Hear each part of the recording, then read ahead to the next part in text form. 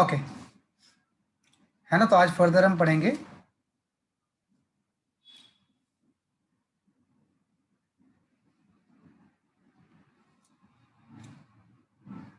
Units and measurement में भी आगे की चीजें पढ़ेंगे आज हम।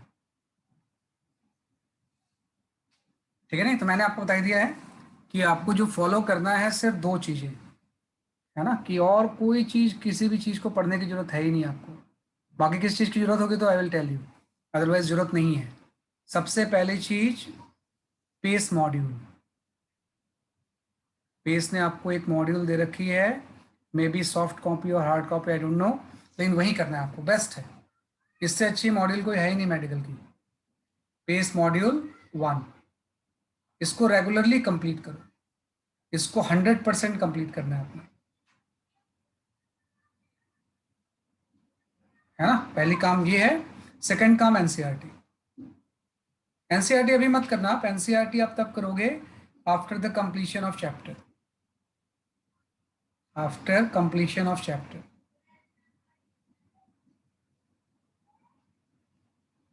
कंप्लीशन ऑफ चैप्टर, ये आपको करना है, दो चीजें, है ना। क्योंकि अभी एनसीईआरटी करोगे ना तो इसमें मिक्स सी चीजें रहती हैं, तो बहुत ज़्यादा आपको फायदा नहीं होगा।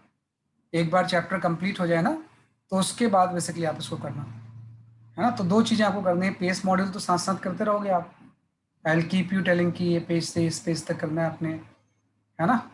NCERT after completion of chapter, ये दो चीज़ें जब कंप्लीट हो जाए फिर हम किसी थर्ड चीज़ों पे जाएंगे, है ना। वैसे जरूरत नहीं पड़ती, इसी से काफ़ी इंप्रूवमेंट आ जाता है ना। पेस मॉड्यूल में सब कुछ दिया हुआ है, प्रीवियस ईयर्स क्वेश्चंस, नीट के, एम्स के, एवरीथिंग इज गिवन। और बहुत अच्छा है, इंजीनियरिंग से बेटर मॉड्यूल है वो। मुझे हमेशा मेडिकल की मॉड्यूल ज़्यादा अच्छी लगती है as compare to the engineering module of the pace, है ना। तो ये हम करेंगे इस तरह से, ठीक है। तो ये जस्ट अपने इन दोनों चीज़ों पे फोकस करना है। तो जो चैप्टर हम पढ़ रहे थे ना, we are studying the units and measurement,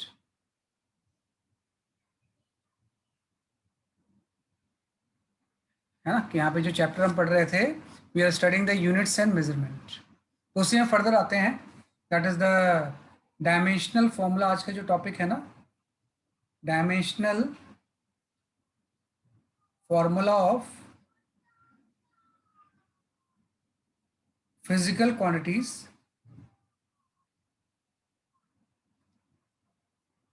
physical quantity related to electricity and magnetism,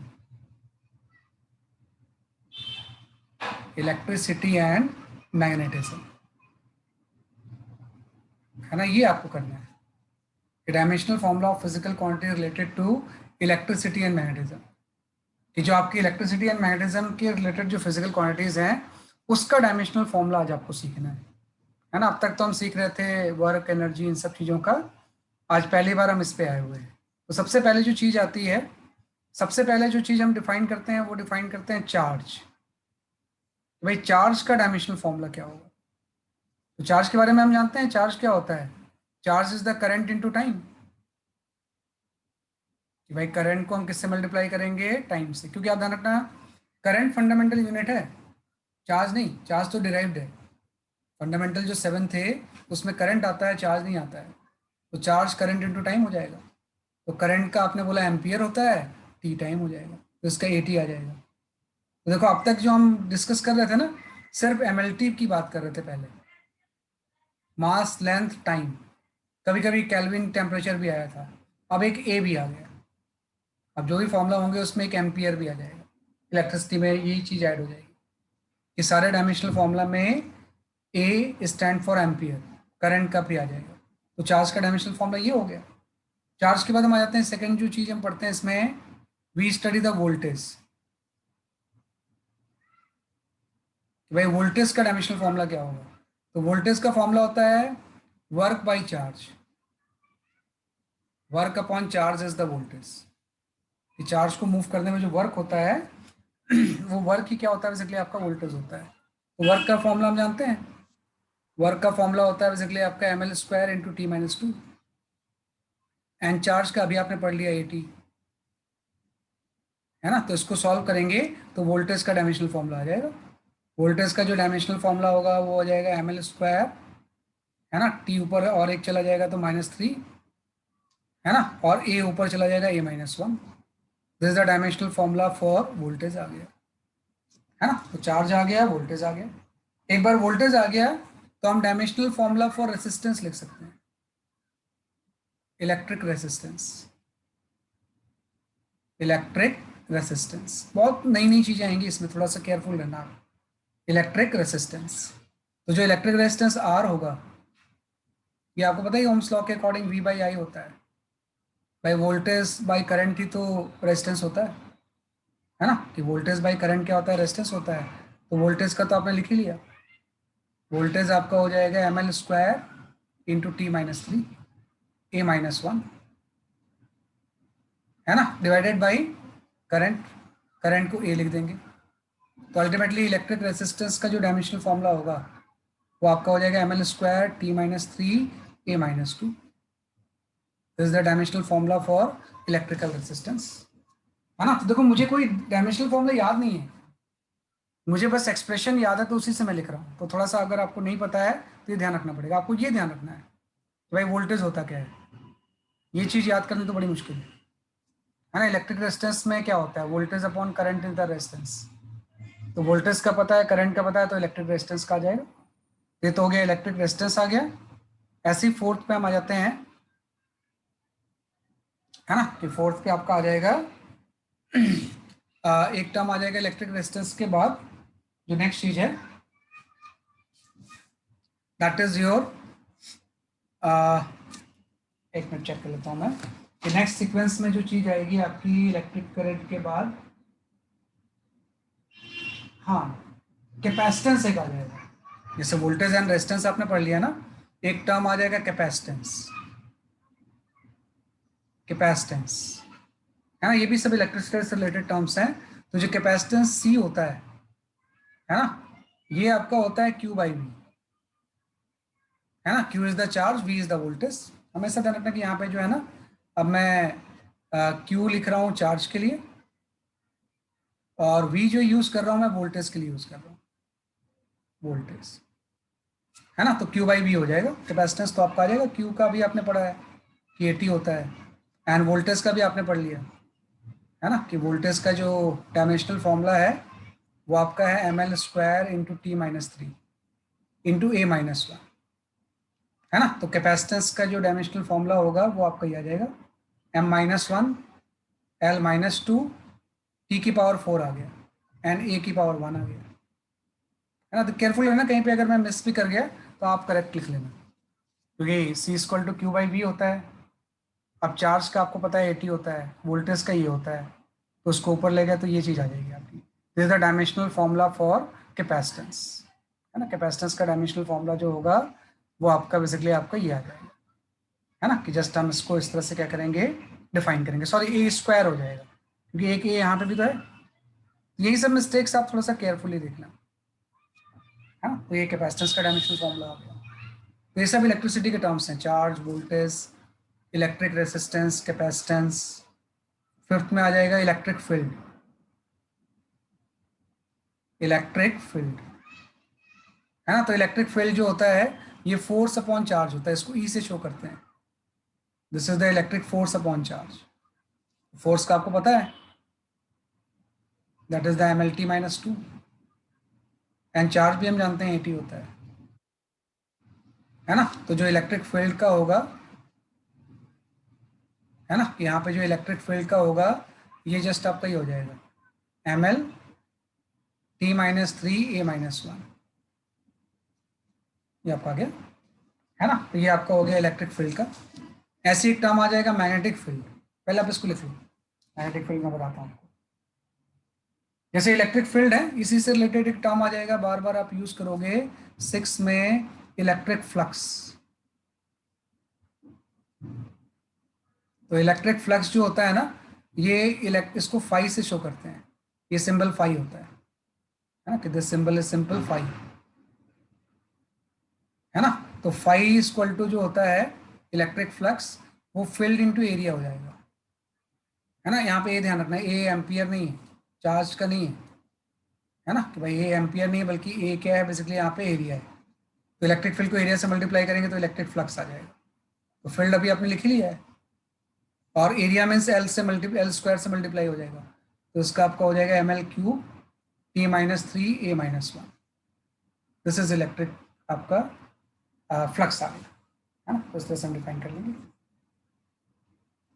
तो टर्म बस ध्यान रखना है कि क्या क्या होते हैं।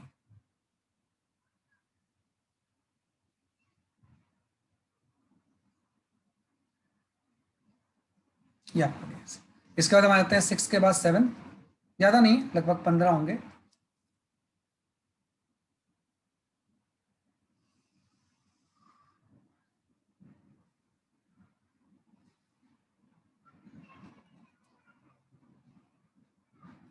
ना।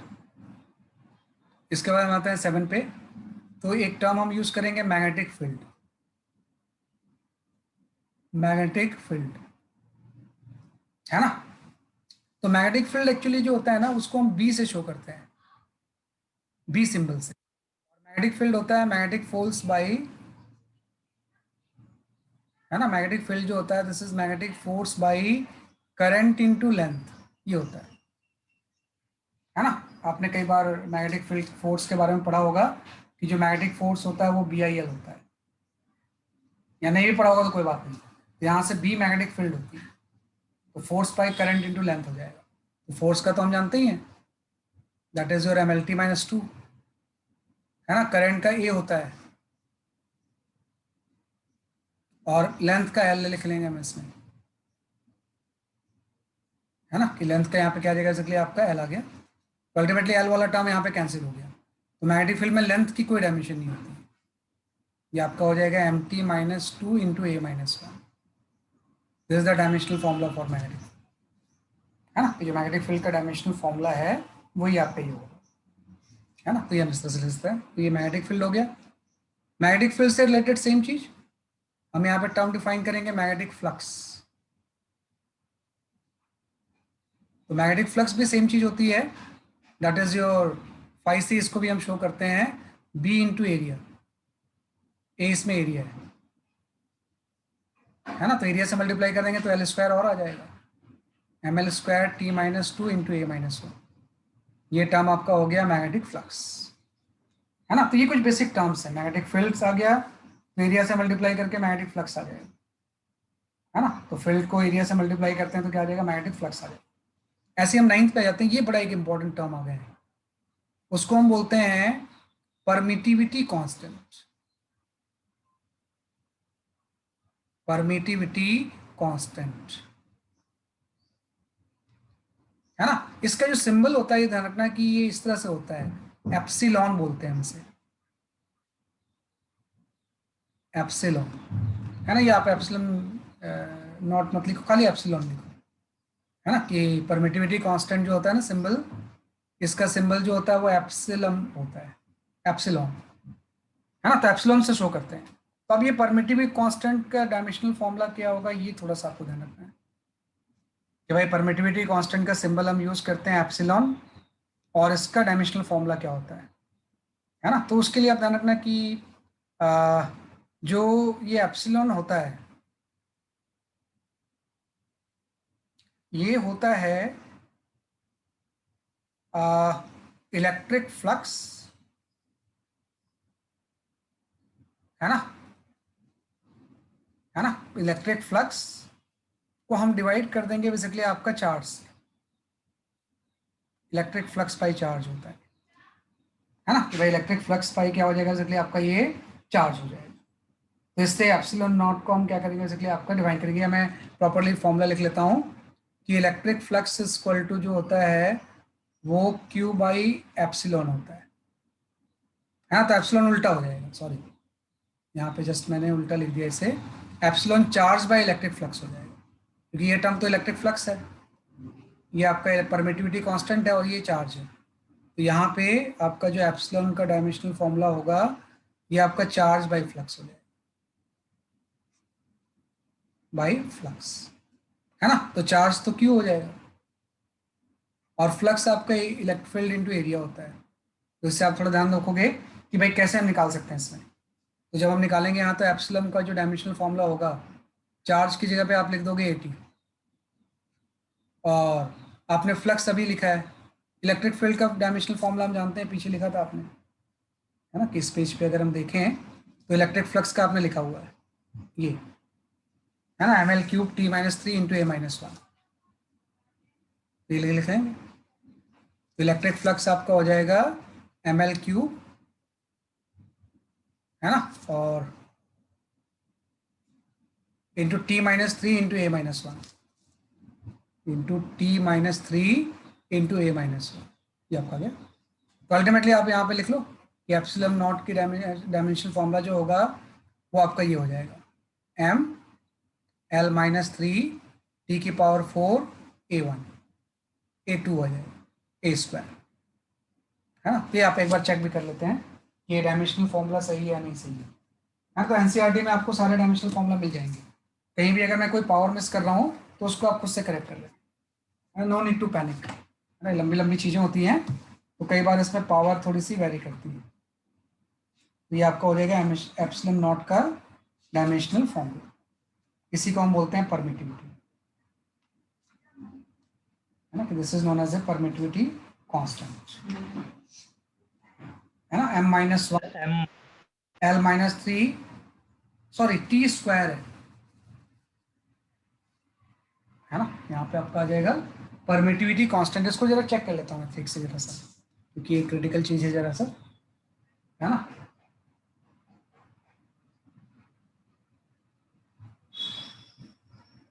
इसको चेक कर लेते हैं थोड़ा सा। देखो मैंने बोला कि भाई जो परमिटिविटी कांस्टेंट होता है, इलेक्ट्रिक फ्लक्स इक्वल टू होता है चार्ज अपॉन एप्सिलॉन नॉट। तो एप्सिलॉन की जो वैल्यू होगी ना वो ई इंटू, एकदम बेसिक से कर रहा हूँ वैसे, ये सब चीजें आप ना अवॉइड कर दो, ई बाई, है ना, कि भाई एप्सिलॉन नॉट की वैल्यू जो हो जाएगी वो आपकी हो जाएगी चार्ज बाई ई ए,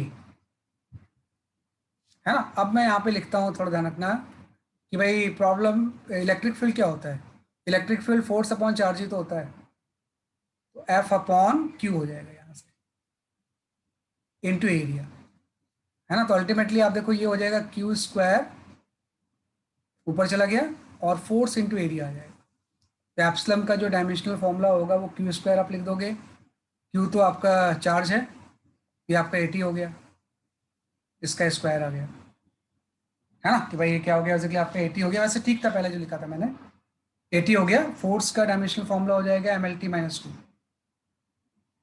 और एरिया का आपका L² हो जाएगा, है ना। एरिया का क्या हो जाएगा बेसिकली आपका यहाँ पे L² हो जाएगा। तो चार्ज का आपका 80 हो गया, उसका स्क्वायर mlt-2, है ना, और एरिया का आपने L² ले लिया। अब इसको हम लिख लेते हैं, तो एम ऊपर चला गया, तो एम वो क्या हो गया बेसिकली आपकी -1, है ना। एल की टोटल पावर कितनी बच गई, L³ l-3 हो गया, है ना। अब आप टी देखो, टी कितना बच गया, t² एंड t-2, टी की पावर 4, सही है ना, यहाँ पे टी की पावर 4 है ना। और अब इस बात है ए का तो स्क्वायर ही है, तो ए स्क्वायर आ गया। This is the dimensional formula for permittivity constant, है ना, वही लिखा था मैंने। तो ये आपको थोड़ा सा ध्यान रखना है कि परमिटिविटी कांस्टेंट होता क्या है और उसका डायमेंशनल फॉर्मूला क्या होगा। तो ये आपका एक इंपॉर्टेंट चीज़ है जो कि बार बार नीट में कई बार इसको एप्लीकेशन यूज हुआ है, तो इसलिए हम इसको इग्नोर अभी नहीं कर सकते, अभी पढ़ना होगा। This is known as a permittivity constant, 9th आ गया।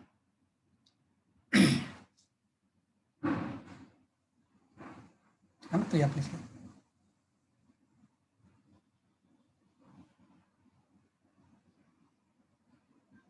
ओके, 9th के बाद हम आ जाते हैं 10th पे। एक और आ जाएगा टर्म बड़ा इंपॉर्टेंट, वो मैग्नेटिज्म से रिलेटेड है, दैट इज परमिएबिलिटी कांस्टेंट,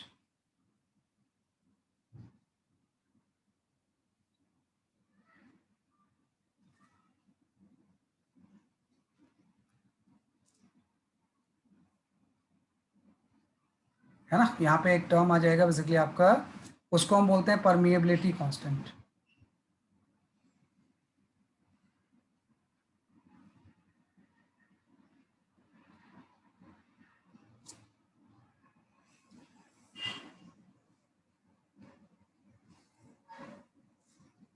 जैसे आपने यहाँ पे पीछे परमिटिविटी कांस्टेंट पढ़ा है ना, वैसे ही आपका एक दूसरा टर्म आ जाएगा, उसको हम बोलते हैं परमिएबिलिटी कांस्टेंट।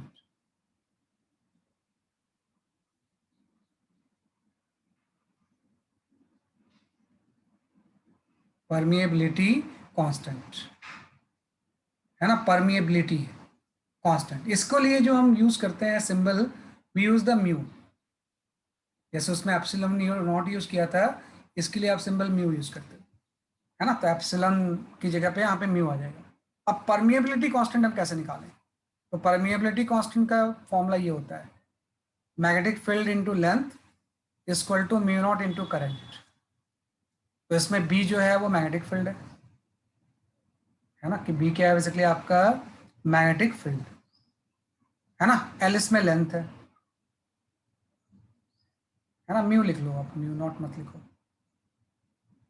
लेंथ। और आई जो होता है वो करंट होता है ना। तो आ जाएगा आपको, अगर म्यू का परमिएबिलिटी कांस्टेंट का डायमेंशनल फॉर्मूला निकालना है तो magnetic field into length by current हो गया, है ना। अब इसमें मैग्नेटिक फील्ड का डायमेंशनल फॉर्मूला अभी आपने पढ़ा था लेकिन याद नहीं रहता है, लेंथ का तो पता ही है, एंड करंट का भी पता है आपको।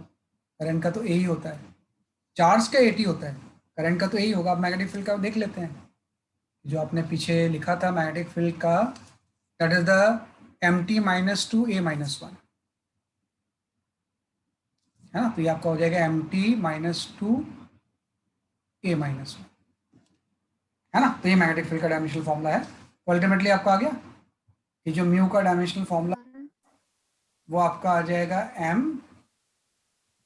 ये तो पावर एक ही आ गई, एक एल आ गया जो था ही नहीं पहले, यहाँ पे आपका टी माइनस टू आ गया एंड ए माइनस टू आ गया। अभी आपको ये लिख देख लेना है, मतलब याद करने के चक्कर में मत पड़ो आप इसको देख लेना है कि क्या होता है। धीरे धीरे प्रैक्टिस करोगे तो आपको वैसे ही आता जाएगा, है ना। तो अभी आपको याद हो तो कुछ भी नहीं करना है, याद बस थोड़ा सा ये रिलेशन ध्यान रखना है कि भाई म्यू क्या होता है, magnetic field into length by current, है ना। तो ये दो इंपॉर्टेंट चीज आ गई, एक तो परमिटिविटी कांस्टेंट और दूसरा परमिएबिलिटी कांस्टेंट। ये था जो इसको हम बोलते थे परमिटिविटी कांस्टेंट, जो कि इलेक्ट्रिसिटी में यूज होता है, और दूसरा मैग्नेटिज्म में यूज होता है, इसको हम बोलते हैं permeability constant mu. Mu and epsilon ये बड़ी इंपॉर्टेंट चीज है ना, कि एक तो आपने यूज किया एप्सिलॉन, है ना, और दूसरा आपने यूज किया म्यू। इसका डायमेंशनल फॉर्मूला आपको एकदम बहुत अच्छे से आना चाहिए। ये 10th आ गया, परमिएबिलिटी एंड परमिटिविटी कांस्टेंट, है। इसके बाद भी कुछ हैं जो कि आपको थोड़ा से उसकी नॉलेज होनी चाहिए, बाकी तो मैंने काफ़ी कुछ आपको बता दिया है।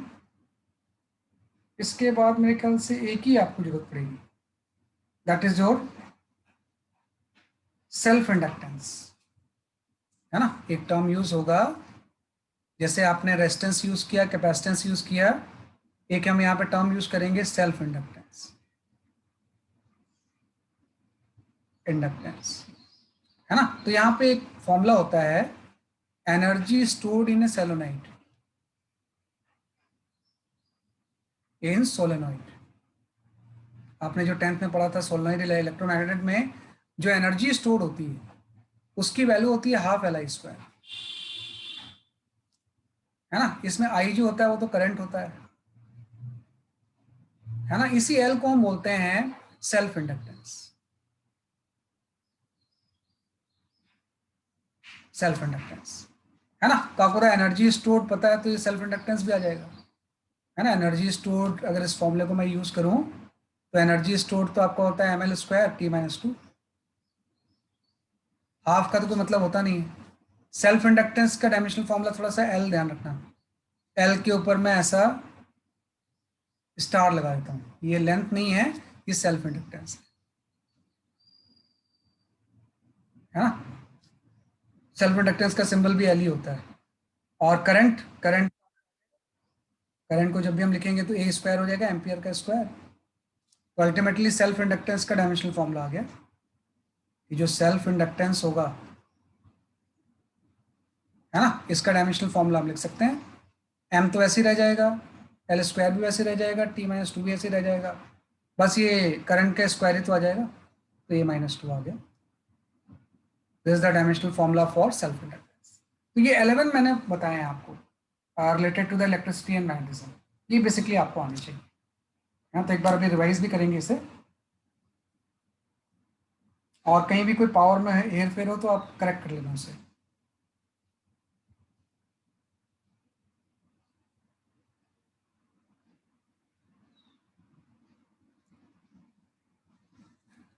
तो ये आपका आ गया इस तरह से, है ना। तो जस्ट मैंने सबसे पहले बताया चार्ज, फिर voltage. Voltage work by charge होता है ना, कि वोल्टेज जब भी हम लिखेंगे तो ये क्या हो जाएगा, इसलिए आपका वर्क बाय चार्ज हो जाएगा, इससे वोल्टेज आ गया। वर्क लिख दिया, चार्ज लिख दिया, अपने आप आ गया वोल्टेज का। Electric resistance voltage by current होता है। कैपेसिटेंस चार्ज बाय वोल्टेज होता है। Force by charge, electric flux आ गया, है ना। इलेक्ट्रिक फ्लक्स के बाद आपने बोला magnetic field and magnetic flux. Permittivity constant, permeability constant, है ना। और लास्ट में आपका आ गया सेल्फ इंडक्टेंस। ये 11 फॉर्मूले और भी होंगे एक दो, तो वो अपने आप ही जब पढ़ोगे आप तो आ जाएंगे। तो इसके बेसिस पे आपको कुछ न्यूमेरिकल सॉल्व करने हैं, है ना। तो पहले मैं न्यूमेरिकली कैसे ही दे रहा हूँ आपको यहाँ पे, कि जस्ट इसका डायमेंशनल फॉर्मूला मुझे आप बताओ,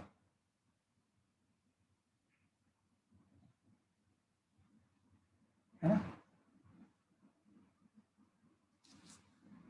ये क्वेश्चन है आपका, फाइंड द डायमेंशनल फॉर्मूला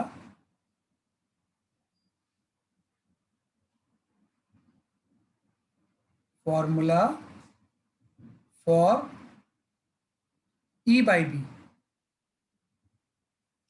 है ना। ई बाई बी का डायमेंशनल फॉर्मूला क्या होगा, where E is the electric field, B is the magnetic field,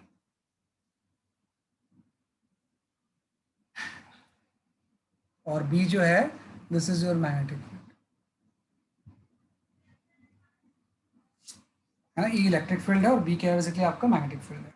तो इसका मुझे चैट करके बताओ क्या डायमेंशनल फॉर्मूला होगा।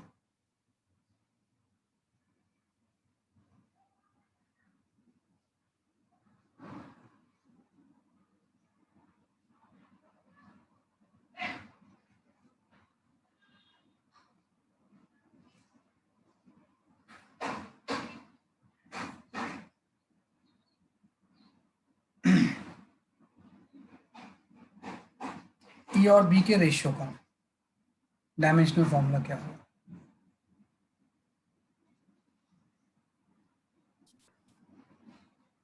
हाँ, नव्या, your answer is correct.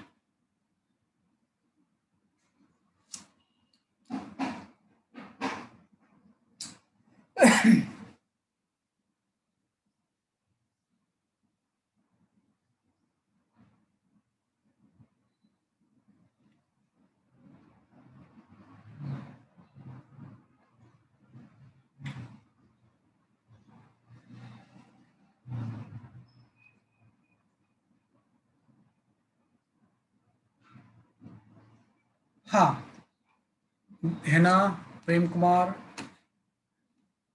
दिव्यस्मिता, Shashank, सबके आंसर सही है।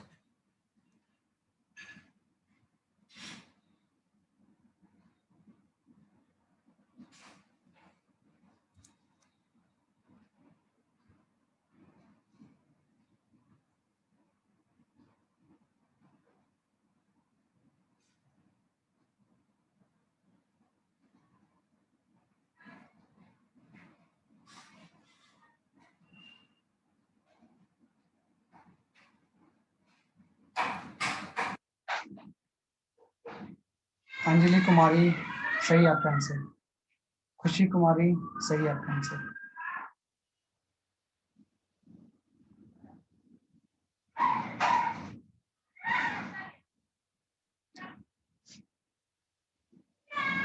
ठीक है, सही आंसर बता रहे हो आप लोग सब लोग,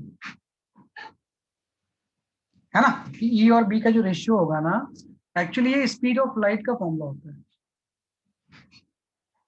स्पीड ऑफ लाइट जो होती है ना, वो इसको सी से अगर हम शो करें तो इलेक्ट्रिक फील्ड और मैग्नेटिक फील्ड का रेशियो होती है स्पीड ऑफ लाइट, है ना। तो इसलिए आपका जो आंसर आ रहा है ना, कि जो रेशियो का डायमेंशनल फॉर्मूला आ रहा है वो एल टी माइनस वन आ रहा है, स्पीड वाला आ रहा है।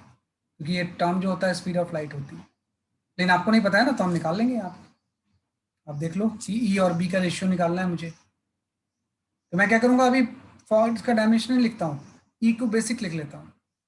तो ई होता है फोर्स बाई चार्ज और बी होता है फोर्स बाय आई एल,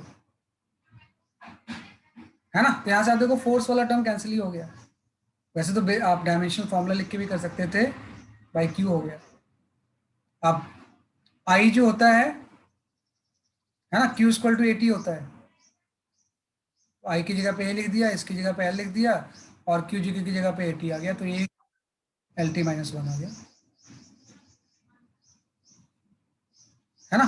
तो ये आपका एल टी माइनस वन आ गया, है ना। तो मुझे कई तरीके से पता था कि या तो मैं डायमेंशन लिखता तो वो आ जाता है ये, या मुझे पता है कि ये टर्म स्पीड ऑफ लाइट होता है, तो स्पीड ऑफ लाइट का अगर एल टी माइनस वन होता है तो इसका रेशियो भी एल टी माइनस वन होगा, या मैंने इस प्रोसेस से लिख लिया बेसिक से एकदम। ये ज़्यादा अच्छा है कि भाई फील्ड फोर्स बाई चार्ज होता है, magnetic field force by current into length होता है। तो अल्टीमेटली फोर्स वाला टर्म कैंसिल हो गया, सिंपल हो गया थोड़ा सा, तो ये ध्यान रखना बस तरह से, है ना। तो इसी तरह के क्वेश्चन आपसे नीट में बहुत पूछे गए हैं, बहुत पूछे जाते हैं, है ना। तो मैं वन बाई वन उसको शेयर करता हूँ, आप उसको अटेम्प्ट करना और मुझे आंसर देना।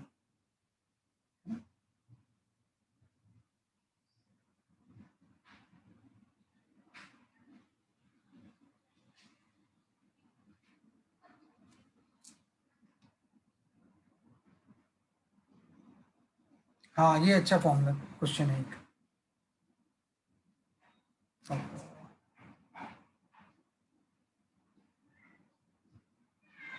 ये question, just try to attempt this question. इसमें म्यू नॉट वही है, परमिएबिलिटी कांस्टेंट, और एप्सिलॉन नॉट जो है वो परमिटिविटी कांस्टेंट है।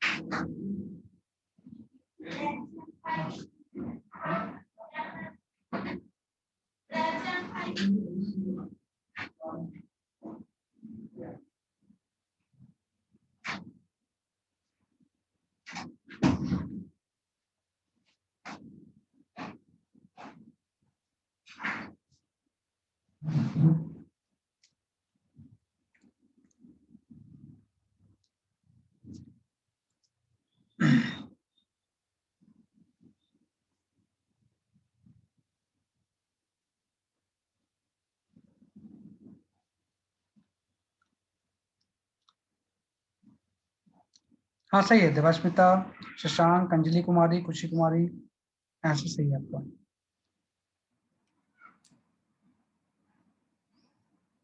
नव्या, प्रेम कुमार, नव्या, योर आंसर इज करेक्ट। ये बड़ा इंपॉर्टेंट क्वेश्चन है।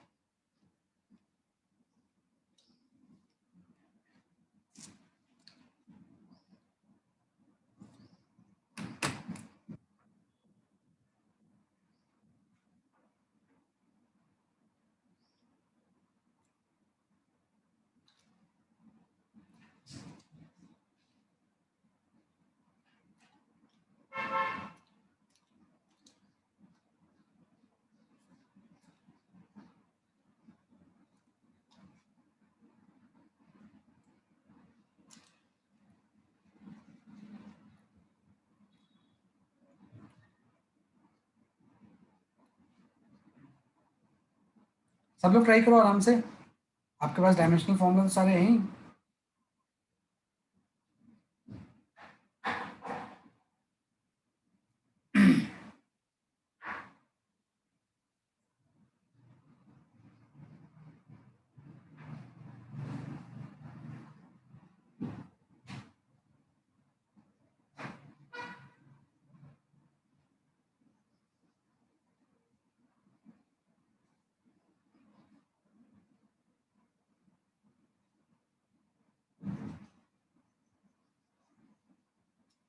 Sneha, your answer is correct.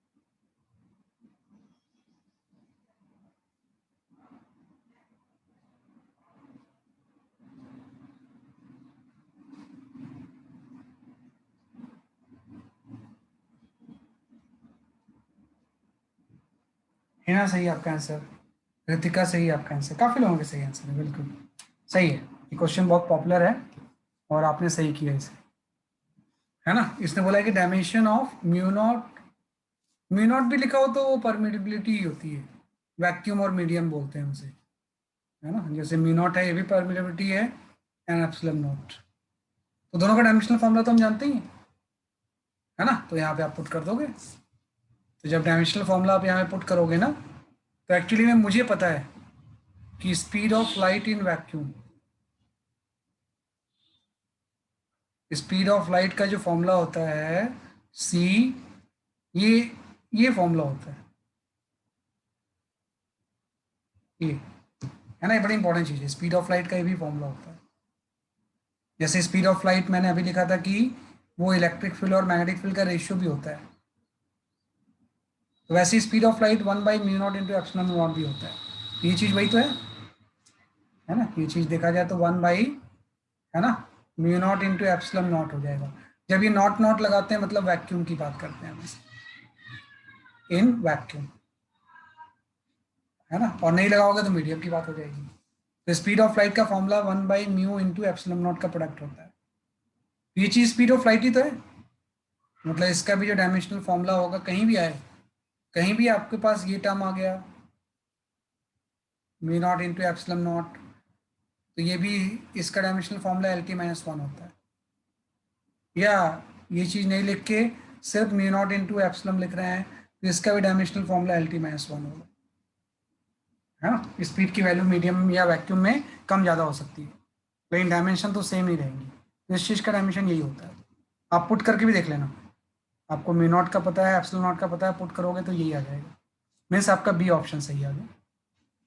तो ये याद रखना है आपने कि भाई इलेक्ट्रिक फील्ड और मैग्नेटिक फील्ड का रेशियो स्पीड ऑफ लाइट होती है, और ये टर्म होता है, ये भी क्या होता है बेसिकली आपका स्पीड ऑफ लाइट होती है।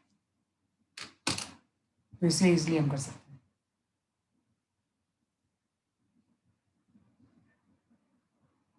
ठीक है ना। तो ये हम कर सकते हैं।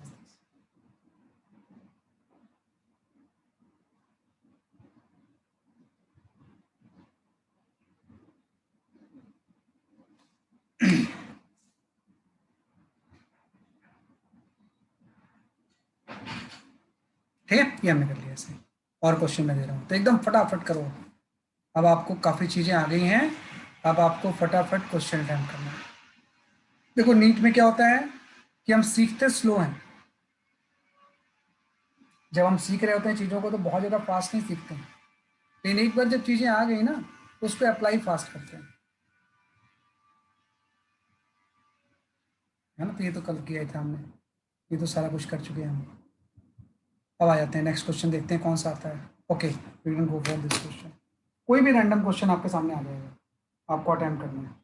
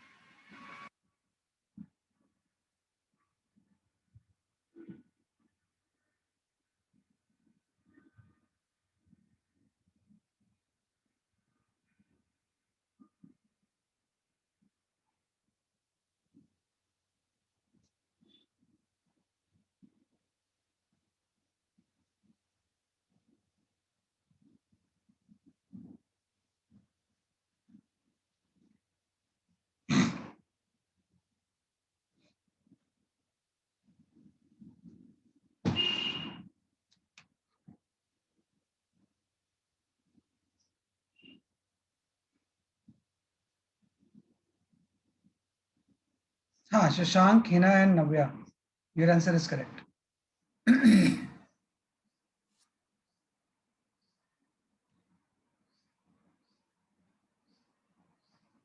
प्रेम कुमार सही है आपका answer.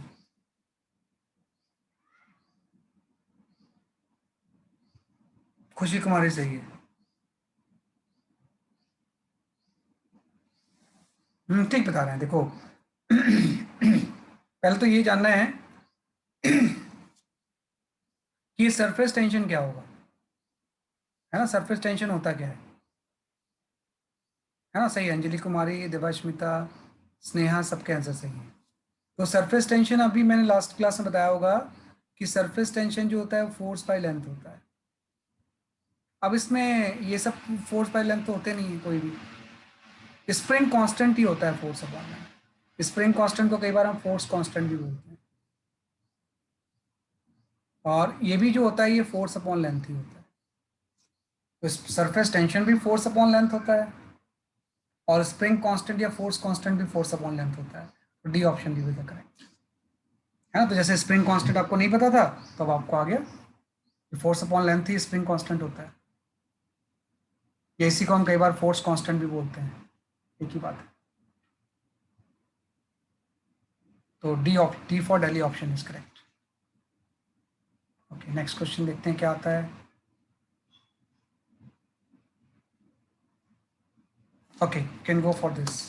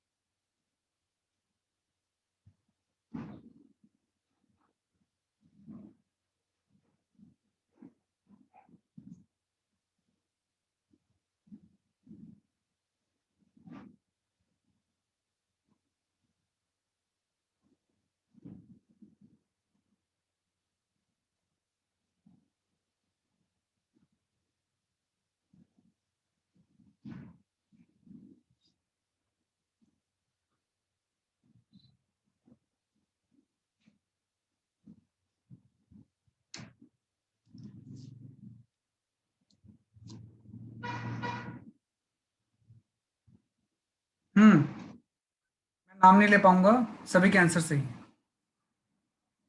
I can not name many, बहुत सारे लोग हैं। तो सभी के आंसर जिन्होंने भी बी बोला हुआ है, B for Bombay option is the correct answer. क्योंकि आपको पता है टॉर्क एंड वर्क का तो सेम ही होता है। टॉर्क एंड वर्क दोनों जो होते हैं वो फोर्स इंटू डिस्टेंस ही होते हैं। ये आपका होता है M L square T minus to.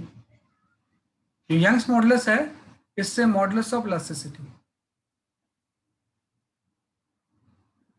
Of elasticity. तो कल आपने पढ़ा था कि स्ट्रेस और यंग्स मॉडुलस का सेम होता है, एंड प्रेशर का also.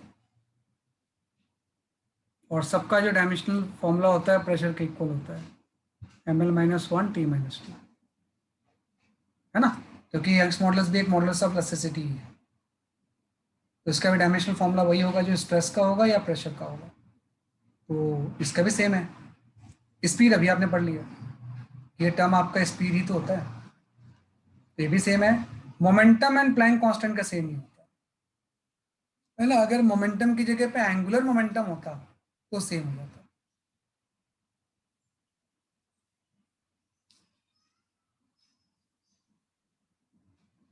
And Planck constant has same dimension, है ना। लेकिन मोमेंटम, इसने बोला not having the same dimension. तो मोमेंटम और प्लैंक कांस्टेंट सेम नहीं होते हैं, momentum and angular momentum and Planck constant same होते हैं।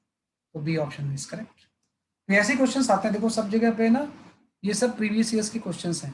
मैंने यहाँ से वो हटाया हुआ है ताकि आपके ऊपर कोई अननेसेसरी प्रेशर नहीं है ना। वैसे क्वेश्चंस आपसे आएंगे,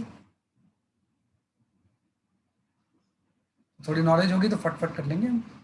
चलो अगले में आते हैं, देखते हैं कौन सा क्वेश्चन आता है। ओके, ये क्वेश्चन थोड़ा सा टफ है, इसको थोड़ा ध्यान दो।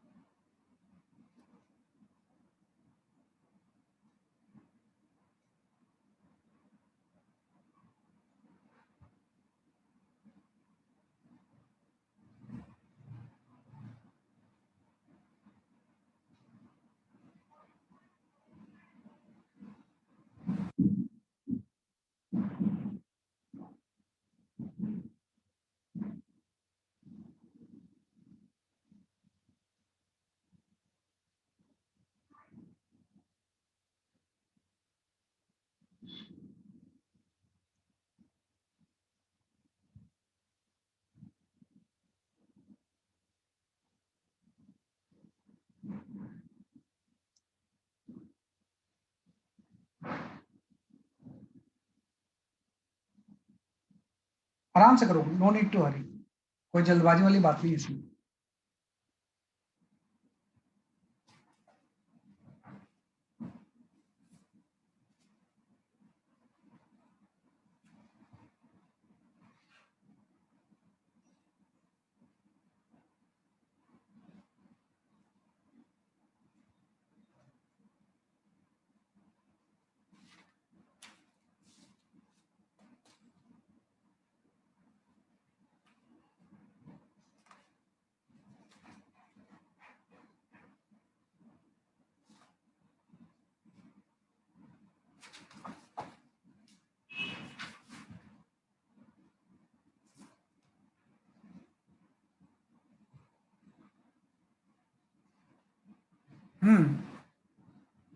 नव्या एंड स्नेहा, आपके आंसर सही है।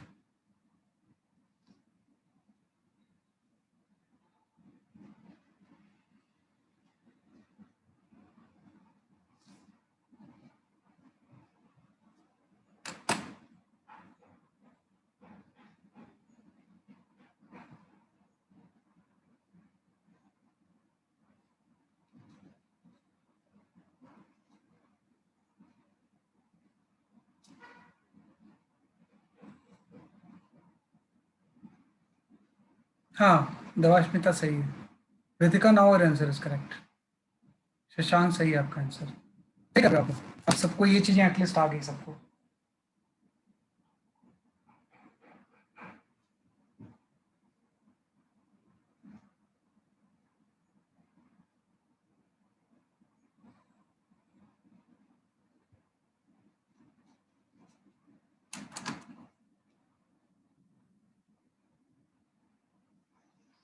खुशी कुमारी सही है आपका आंसर।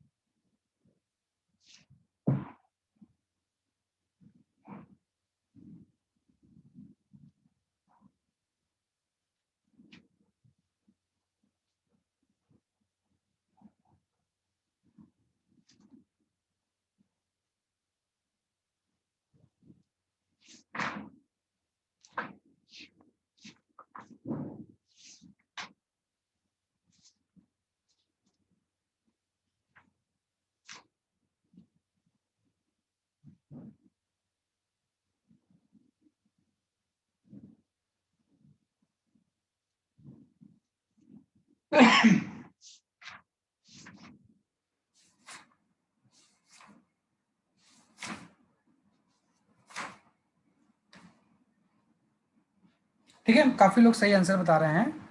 जो आंसर स्टूडेंट्स बता रहे हैं वो करंट बता रहे हैं। Prem Kumar, your answer is correct, means D option सही बता रहे हैं, करंट। देख लेते हैं, है ना। मुझे एक्चुअली एप्सिलम का याद नहीं रहता है कई बार, तो मैं वहां से यूज कर लेता हूँ। Field into area equal to Q by epsilon. तो एप्सिलम नॉट का हो जाएगा charge upon field, electric field into area. ये तो लेंथ है ही, ये वोल्टेज है, बाई टाइम टी हो गया, है ना। अब फील्ड मुझे पता होता है कि ये फोर्स बाई चार्ज होता है ना। कि फील्ड क्या होता है एक्चुअली आपका, फोर्स अपॉन चार्ज। तो यहाँ पे आपका आ जाएगा क्यू स्क्वायर, यहाँ पे आपका आ जाएगा force into area into time T. L को एल ही छोड़ दो। वोल्टेज क्या होता है, वर्क अपॉन चार्ज, है ना। मतलब F into L by charge, ये होता है ना। F upon L upon charge होता है। तो ये मेरे करने का तरीका है, आप जैसे भी करो। आपको अगर ये याद है तो सीधे पुट कर दो। तो क्यू एंड क्यू कैंसिल हो गया, एक एफ भी कैंसिल हो गया, एल एल और ए कैंसिल हो जाएगा, क्योंकि ए एरिया होता है यहाँ पे, है ना। तो देखो क्या बच गया, क्यू बाई टी। और चार्ज अपॉन टाइम क्या होता है, करंट ही तो होता है। तो जो एक्स क्वांटिटी है उसका डायमेंशनल फॉर्मूला करंट का हो जाएगा। एक तो ये भी तरीका होता है कि डायमेंशन फॉर्मूला नहीं भी याद है, अगर फॉर्मूला पता है तो हम इस तरह से एनालाइज कर सकते हैं, है ना। तो करंट आ जाएगा, means D option is the correct.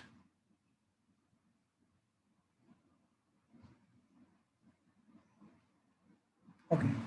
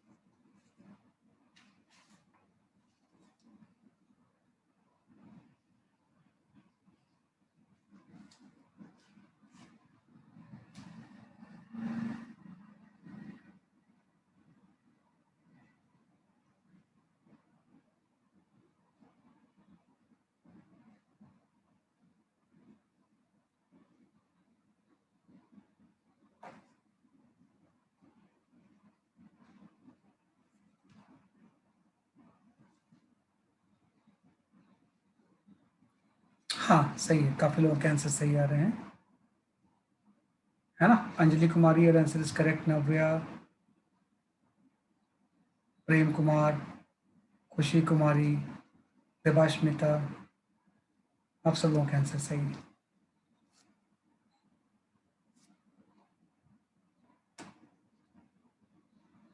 Ritika, सही है आपका आंसर।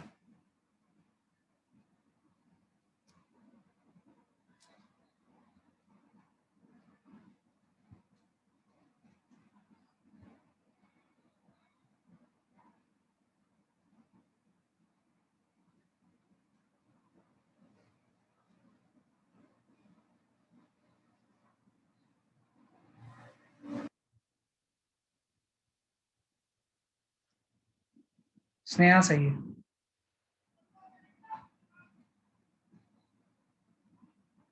ठीक है, चलो। तो यहाँ पे आ गया dimensional formula for magnetic flux, ये बता रहे हैं सब लोग। तो मैग्नेटिक फ्लक्स मैंने बोला ही हुआ है। मैग्नेटिक फ्लक्स क्या होता है, मैग्नेटिक फील्ड इनटू एरिया।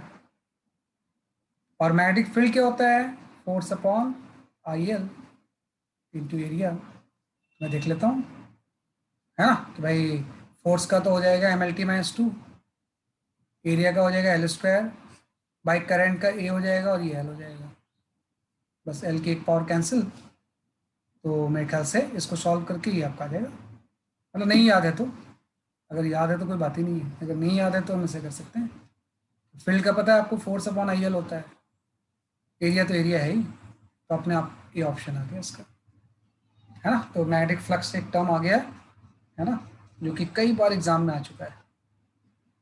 कि मैग्नेटिक फ्लक्स क्या होता है, magnetic field into area, area से मल्टीप्लाई करें, सीधे आपका मैग्नेटिक फ्लक्स आ जाएगा, है ना। तो आप एकदम एक्सपर्ट हो जाओगे इन सब चीज़ों पे।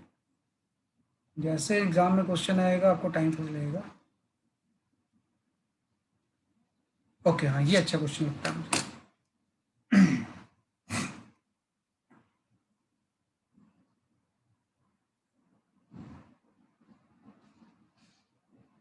ये इसके पहले ना, मैं अभी इसको मत करो आप सॉल्व, मैं दूसरा क्वेश्चन दे रहा हूँ। हाँ ये तो सेम ही आ गया मेरे ख्याल से। अभी एक क्वेश्चन दे रहा हूँ, उसके बाद करना आपसे।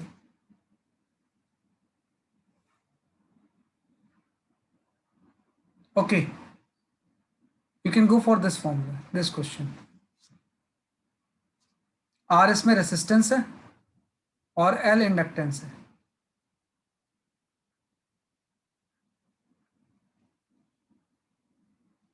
और एल जो है होता है वो इंडक्टेंस है।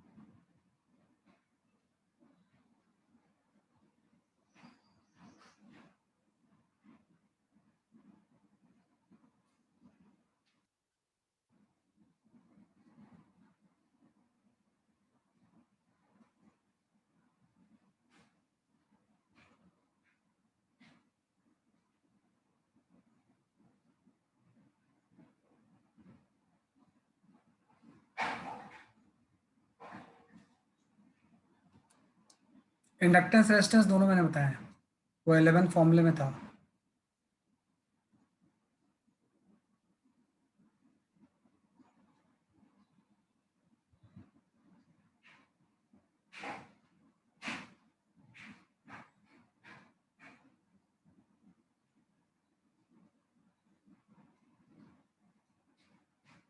हाँ सही, काफी लोग सही आंसर बता रहे हैं।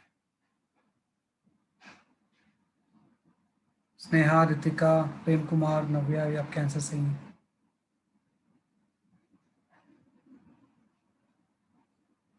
है ना, एक्चुअली में ये जो एल बाई आर होता है ना, एल और अप बाई आर जो होता है वो टाइम होता है, हमेशा टाइम आएगा, है ना। तो ये ध्यान रखना बस में, ठीक है, नहीं सही है। अंजलि कुमारी सही नहीं है, खुशी कुमारी का सही आंसर है ना। सी ऑप्शन आ जाएगा, T-1, क्योंकि देखो एल बाई आर टाइम होता है, आप जब पुट करोगे तो आ जाएगा। एल बाई आर जो होता है वो टाइम होता है। तो जो आर बाई एल है वो T-1 हो जाएगा। ये एल बाई आर आ गया।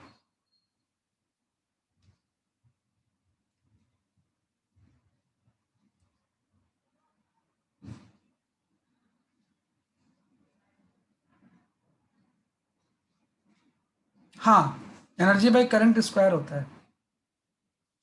जो रेसिस्टेंस होता है वो तो हम जानते ही हैं, रेजिस्टेंस होता है वोल्टेज बाई करंट, और जो इंडक्टेंस होता है वो एनर्जी बाई करंट का स्क्वायर होता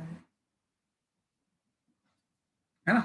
कि उसका क्या होता है, बेसिकली आपका करंट का स्क्वायर होता है। तो चेक कर लेते हैं, आर की जगह पे आप वी बाई आई लिख दो, अगर डायमेंशनल फॉर्मूला नहीं पता है तो, और ये ई बाई करंट हो गया,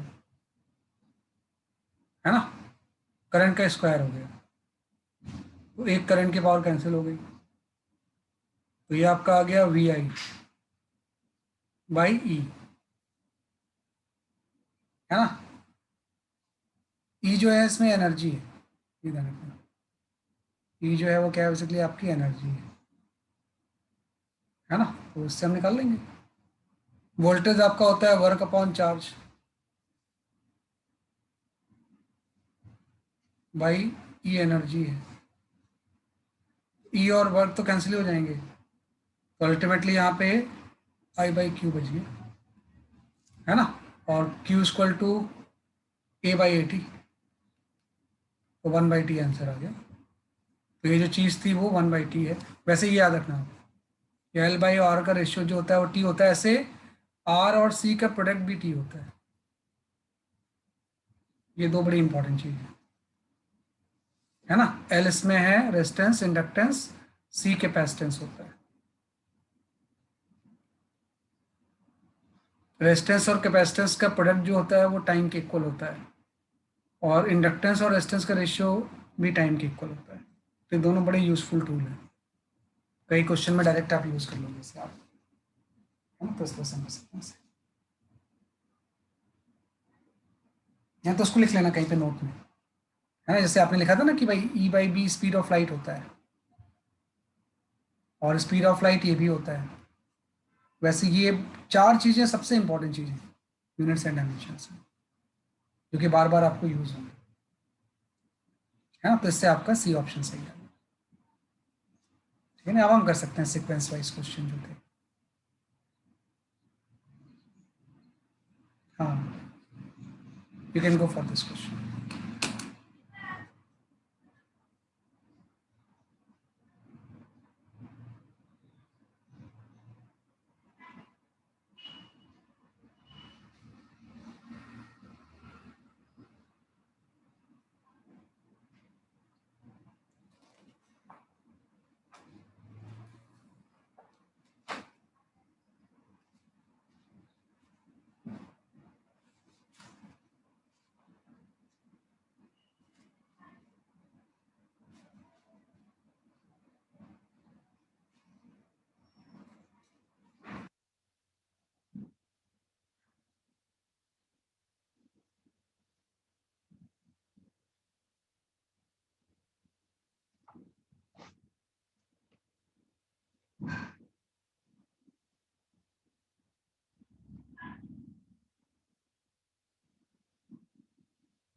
बढ़िया क्वेश्चन है ये। यही तो आपको सीखना है मेन। देखते हैं किसका बहुत जल्दी आंसर आ गया, सही है या नहीं सही है। नव्या योर आंसर इसके लिए, वेरी गुड।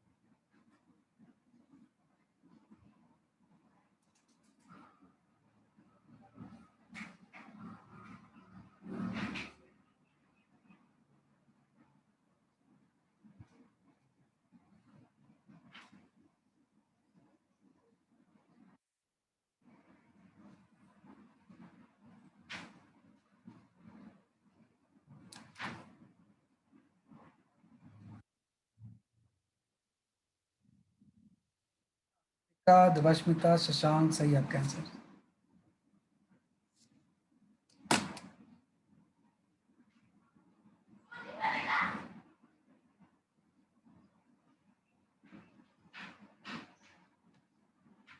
खुशी कुमारी सही है।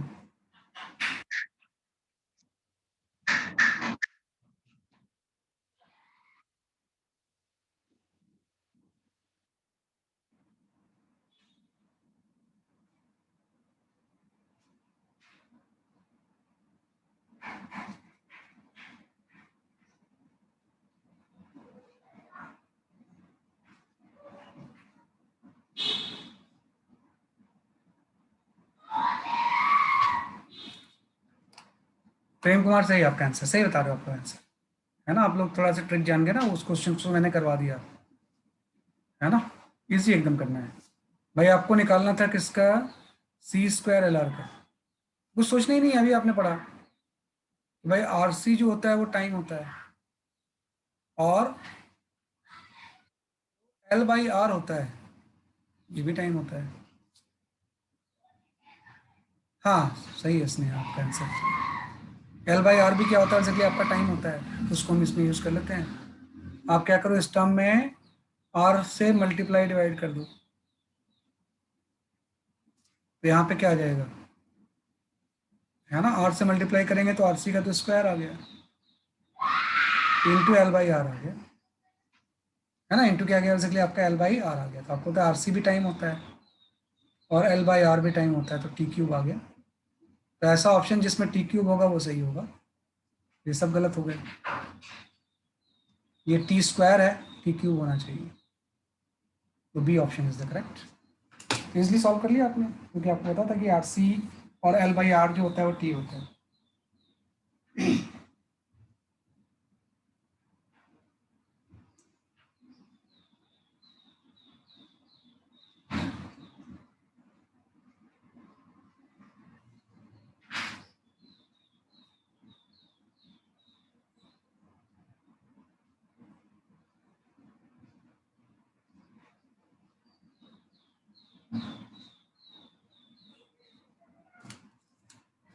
ठीक है भैया, ये कर लिया आपने, है ना। ओके, नेक्स्ट क्वेश्चन देखते हैं, कोई इंटरेस्टिंग सा आ जाए। Okay, you can go for this question.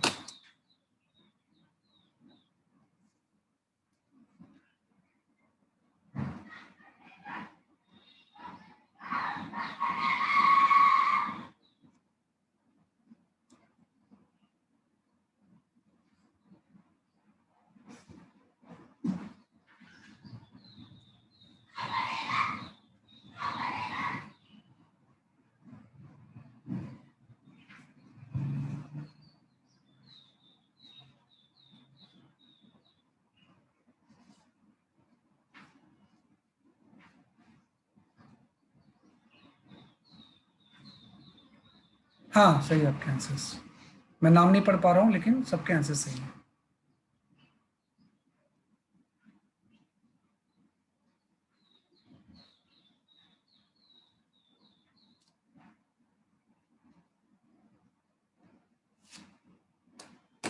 सही है, इसका जो आंसर सही होगा that is the D, D for Delhi, सही बता रहा हूँ, है ना, डी फॉर दिल्ली सही है ना, क्योंकि आपको पता है potential difference, electromotive force end voltage same चीज होती है, तो इसका डायमेंशन तो सेम ही होगा।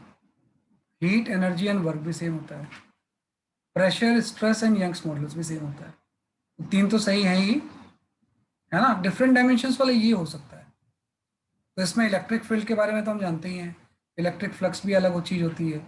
डाइपोल मोमेंट होता है चार्ज इनटू डिस्टेंस, है ना, तो charge into distance means eighty into L हो जाएगा, dimensional formula for dipole moment. ये तीनों अलग अलग है ना, बाकी तो सेम है भाई, तीन ऑप्शन सेम है तो यही अलग होगा, है ना, तो ये हम कर सकते हैं ऐसे, तो इस बस आपको ध्यान देना है। डाइपोल मोमेंट होता है चार्ज इनटू डिस्टेंस, ये कर चुके हो आप। Okay, you can go for this question.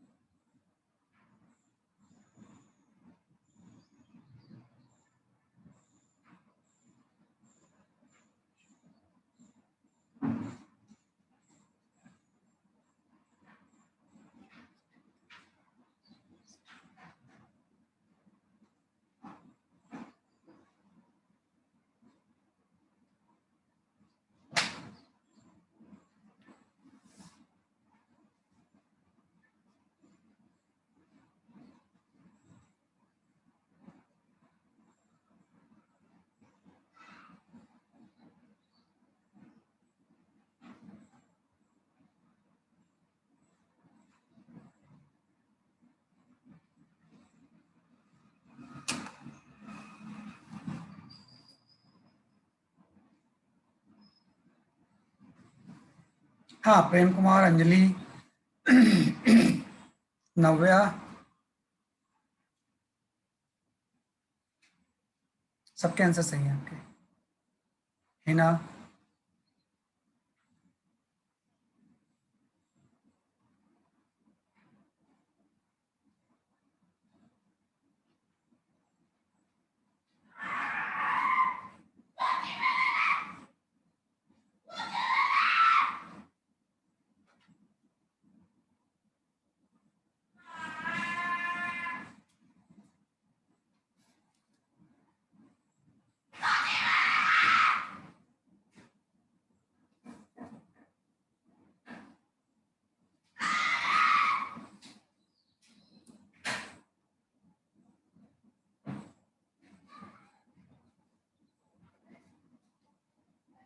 देवाश्मिता, सही आपका आंसर।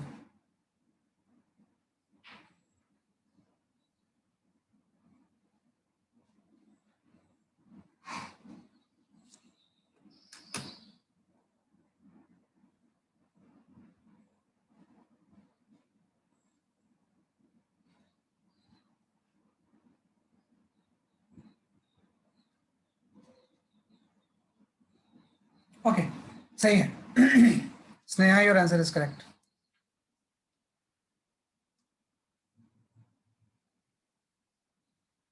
है ना, आपका आंसर सही है।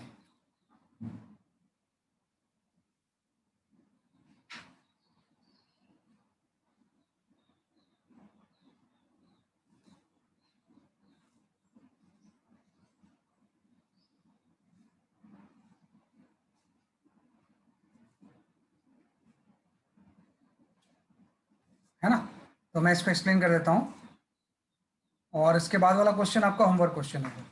तो half epsilon not into E square का सी ऑप्शन सही आ रहा है, आप देख लो। एप्सिलॉन नॉट क्या होता है?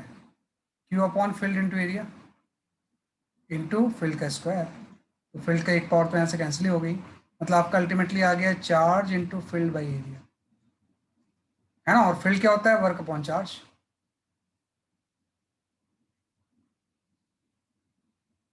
क्यू क्यू भी कैंसिल हो गया, मतलब आपका आंसर आ गया वर्क अपॉन एरिया। तो वर्क का डायमेंशनल फॉर्मूला हम जानते ही हैं, है ना। वर्क का डायमेंशनल फॉर्मूला आप जानते ही हो, यहाँ से आ गया ml स्क्वायर t-2, और एरिया का एल स्क्वायर आ जाएगा, है ना। नहीं, कोई गड़बड़ कर रहे हैं क्या इसमें? चेक करो जरा सा। अच्छा, ई स्क्वायर है ना, अच्छा ये तो कैंसिल भी तो हो गया एक।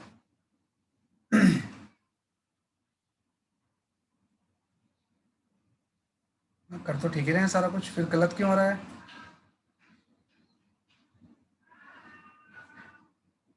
है ना। एक मिनट में चेक कर लेता हूँ जरा। Half epsilon naught Q by epsilon में तो होता है, तो epsilon equal to Q by E हो जाएगा, तो सही लिखा है मैंने। Q by field into area into field का स्क्वायर। तो फील्ड फील्ड कैंसिल हो गया, E E E into Q by area आ गया। और फील्ड क्या होती है? अच्छा, फील्ड फोर्स अपॉन चार्ज होता है। वो फील्ड की जगह मैंने गलत लिख दिया ना, वर्क अपॉन नहीं, फोर्स अपॉन चार्ज होता है। अब सही आ जाएगा, इसको नल एंड वॉइड करो, इसे यहाँ लिखो एरिया, तो फोर्स अपॉन एरिया आ जाएगा, तो वही आ जाएगा ml-1 into t-1, means C option will be correct. ठीक है, तो इसके बाद वाला क्वेश्चन जो है वो आपका होमवर्क है। ये क्वेश्चन मैं दे रहा हूँ, this is your homework question, है ना। इसका स्क्रीनशॉट ले लो और घर पे सॉल्व करना है इसे।